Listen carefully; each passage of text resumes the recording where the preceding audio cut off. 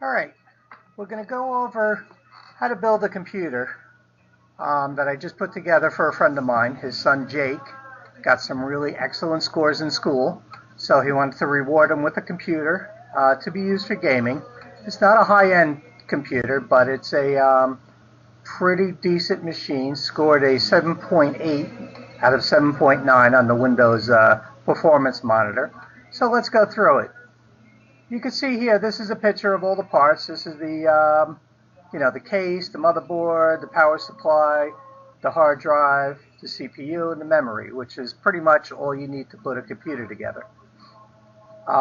First thing we're going to go over is the motherboard itself. I got a Gigabyte Z370 HD3, which is a pretty good mid-range processor. But what's good is it runs at the speeds necessary for the chip that I'm putting in, which is the 8th generation Intel i5. We'll go over that in a second. And as you can see, this is a pretty good motherboard and chip. It's got everything we're going to need. It definitely supports the chip that we're putting in. And it's a good all-around motherboard. Next thing that we want to go over is the video card that we purchased. Probably motherboard and video card are your two biggest considerations. This isn't a top-of-the-line video card. Right now the cards are very expensive because they're being used for a lot of the Bitcoin currency mining. So there's a definite shortage on video cards right now. They're very expensive. This is the GeForce GTX 1050 Ti, which is a good card. Let me show you the specs on that. So it's a very good performance. It's based on a Core i5 itself, running at 2,666 megahertz, which is the same speed that the motherboard, the memory, and the CPU run at. So it's very important when you're buying these components, they all run at the same speed. If I got a video card that ran at a lower speed, that's going to slow the entire system down and cause you performance issues.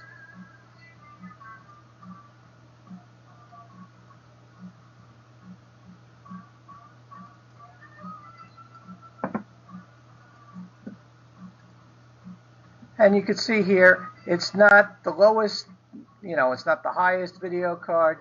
It's a good mid-range video card running about 58.3 FPS when running the Shadow of Mordor game. So it's a good all-around gaming system. It's going to be more than enough for most of the games out there. And the thing about a video card, what's nice is if you want to upgrade the video card, you could do that anytime. It's simple plug and play. So if he does decide that he wants to upgrade and go beyond that at some point, he's easily able to do so. Next component that we want to go over is the power supply. This is a Corsair CX650M. Now the M stands for modular, which is nice. You see these little spots on the side. You could put in 5 sets of cables here. We actually only needed one for this build because the cord going out for the motherboard itself is permanently in there. So it's actually semi-modular. But that cord is always needed, so there's no point making that a modular cord. What's nice is you don't have a ton of cords flopping around inside your computer if you don't need them. I did use a second cord, which allowed for another hard drive if you want to put it in at a later date. So this way the cords and the cabling are there. You just got to put another hard drive in. The Corsair is a pretty good power supply, 650 watts. Which is more than enough power nowadays. All the motherboards and CPUs don't need more than probably a 400 watt power supply right now. I put the extras in because, as you'll see later, we ran some lights off of it. So a little extra power never hurts. It's a good all-around power supply. It's quiet, which is important. So it's a pretty good all-around computer power supply. Next component we're going over is the hard drive. Now, I don't know if you're aware, solid-state drives have no moving parts. They're basically like a giant memory chip. And they come down in price. It was pretty reasonable. I actually got it for less than that because we bundled the deal. It's a 500 gig drive. which is plenty for a basic computer. And like I said, you could put a second hard drive in there if he needs a lot more storage. If he wants to start saving videos on there and stuff, you could always drop a second, 4 terabyte drive is probably like $100 now. So if you want it for pure storage, you could throw another drive in. Right now, Windows is running on the solid state drive, which is going to make it ultra fast. Everything you do, especially if you're going to be gaming, depends on speed. So this is a really fast SATA 3 drive, 500 gigabytes. It's a small size drive, but it was no problem. We put it in there. 2 million hours this is mean time before failure. 2 million hours before he's going to have a problem. So that should be plenty for what he's doing. Next part is the processor itself. Now you see it's only an i5, and I was debating when I was buying it. The difference between an i5 and an i7 was about another $120, so it kind of put us over our budget. But it's an 8th generation i5. One thing you'll find about the 8th generation right now is they are vastly superior to the 7th generation i5s, which only had 4 cores. This has a 6-core processor, and most of the games are already pre-configured to run for the 6 cores. So he should actually see a pretty good speed difference. And you can see on the chart here, right here is an 8th generation i5. And it's not a big difference between the i5 and the i7, but if you look at the i7, 7th generation, look at the huge difference in performance that he's going to get out of this processor. This is going to be way faster than anything else and certainly able to meet his needs for the near term.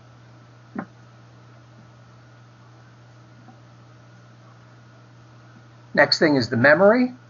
This is DDR4 memory. This also runs at the higher speeds, so the memory is not going to slow up the computer. That same speed we were looking at before, that's the speed that you want for your memory. DDR4 is important. HyperX is very good memory. You can get faster, but it's just not worth the money. Predator DDR4 is fast memory. It's 2,666 megahertz. This is an 8 gig chip. He does have room for 4 chips in here, so he could go up to 32 gigabytes without changing the memory out. The motherboard actually has the capacity to go up to 64 gigabytes. That gets incredibly expensive, so not recommended at all. If he wants to put another memory chip in later, he could get 1, 2, or 3 of them. Memory prices will probably drop at some point. It's just a matter of simply buying it and plugging it into the motherboard. It's just plug and play. This is the case we bought. Really sharp looking case. I liked it. It's got the glass on the side so you can see all the internal components. You'll see a couple more pictures of that in a little bit.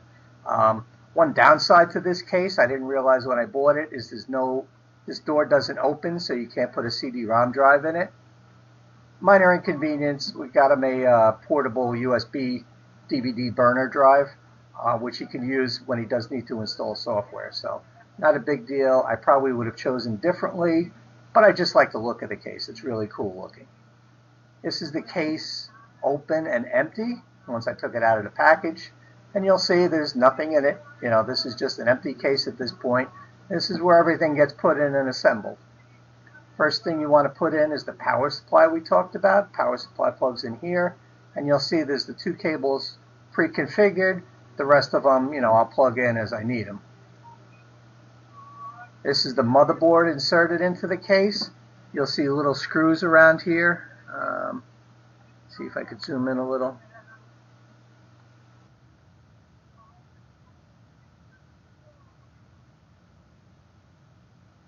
Right here is where the screws go in. There's one post in the center. All the screws get screwed into the empty holes, and that's what holds the motherboard into the case. And it's very important you get the right screws in there. These metal pieces around there ground the screws to the chassis so you don't have any shorts. This is the actual CPU that's going in there. It's the i5-8400, 2.8 gigahertz, 6-core processor. That's the size of it. That's what's running your whole computer right there. And this is it inserted into the motherboard. it's not too hard to insert it. You got these little tabs here, so you know the right way to put it in. You're not putting it in upside down or backwards. You have these little things that stick out, and then you just lock it into place. Metal piece comes down, slides into that set screw, and then the metal bracket slides down to lock it in. This is where your memory goes next. There's your memory chip itself. You'll see this center piece here is so you know how to put it in the right way. It's hard to tell in this picture, but it's slightly offset to the left, and the slots have a little pin in the middle. Let me go back. There's a little pin here, so you can only put the memory in one way. That little slot plugs in, so you don't put the memory chip in backwards. And there's the memory chip inserted into the case, and again, you'll see you have 4 slots total. You got room for 3 more, so he could go up to 32 gig just by buying the memory chips. This is the solid state drive, tiny little thing. This is it mounted into the bracket, which goes into the computer. You mount it with 4 set screws. It mounts in there, and you can put it in. I find that's the easiest way to put it in. You can mount it into the case directly. I like this because it's a modular design, and you can take it in and out if you need to. This is the video card.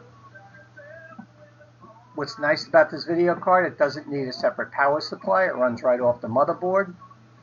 Thick little thing. It has its own fan. Takes up 2 slots in the back of the computer. And it's got HDMI and DVI outputs to it. Another important thing when you're plugging it in together, you always wonder how the power switch connects to the motherboard. You got to look in the manual, and you'll see the wires coming out of the computer that are labeled PLED. This is the LED light to tell when you have power on. This is the hard drive activity LED. This connects to the reset switch, and this connects to the power switch. So when you're pressing the power switch, you're connecting these 2 little tiny pins here, I'll show you in a second, on the motherboard together. Speaker gets plugged in here. That's just the spare power LED. We didn't actually use that. These pins are if you have chassis intrusion. Usually you only use that for a business to see if somebody opens up the case and takes something out. And these are the actual pins on the motherboard. These are the pins, so right here is showing you a diagram of these pins. It's hard to see in the next picture, but the power switch is red, so you'll see these are labeled, actually this is labeled red under here. This is like a pink color, so everything's color coded, so you know exactly where everything goes. Very important you get those in, or else when you hit the power switch, nothing happens. This is the computer all assembled and turned on. There's the portable DVD drive we have. There's another picture of it. The light kit that he purchased for this, now this is something Jake purchased himself. Really cool. It has 2 fans that light up with different colors and 2 strips of lights, one here and I have one along the bottom of the computer. And it's remote controlled. You could turn it to different colors, any color you want. You could have it flash. Really cool light kit. I'll show you the video of that. This is the leftovers from when we got done. Little pile of garbage I had to take out. These are all the extra cables. These are the modular cables for the computer. These are some other machines I had in the background here. So when you build it, it takes a little doing. Last thing you had to do was install Windows 10, and as you can see, we were successful with that. Welcome to Windows 10, Jake. Last thing I want to show you is the video of the computer in operation. Give me a second to load that up. This is the machine here flashing its different colors and all built. Let me show you that again. These are the light strips here and here. These are the 2 colored fans. We did have a fan on the front of the computer already that's lit up. Here's your power supply. There's your hard drive, your video card.